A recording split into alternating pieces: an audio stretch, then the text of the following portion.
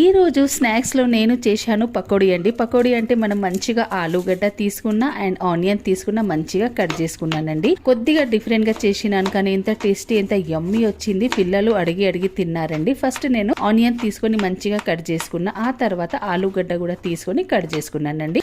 మనం పక్కన పెట్టుకోవాలి. అందులో ఒక బౌల్ తీసుకోవాలి. అందులో మనం శనగపిండి, ఉప్పు, కారం, పసుపు, అల్లం వెల్లుల్లి పేస్ట్, కొద్దిగా వాము వేసి గరం మసాలా కూడా వేసి కొద్దిగా వాటర్ వేసి మంచిగా కలుపుకోవాలండి. తర్వాత మనం కట్ చేసుకున్న ఆనియన్, ఆలుగడ్డ కూడా వేసి మంచిగా మిక్స్ చేయాలి. చేతితోనే మంచిగా మిక్స్ చేయాలండి. క్రిస్పీ మంచిగా ఎంత యమ్మీ వస్తాయి అంటే నేను అస్సలు అనుకోలేనండి. ఇంత టేస్టీ మనము ఆలుగడ్డ అండ్ ఆనియన్ వేసి మంచిగా ఇట్లా పకోడీ చేసుకోవచ్చండి.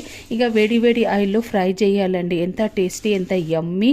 మనం పప్పు అన్నం లేదా ఇట్లా కూడా స్నాక్స్ టైంలో పిల్లలకు కూడా పెట్టొచ్చు, మనం కూడా తినొచ్చండి. మీరు కూడా ఒక్కసారి ట్రై చేయండి. Okay, bye bye.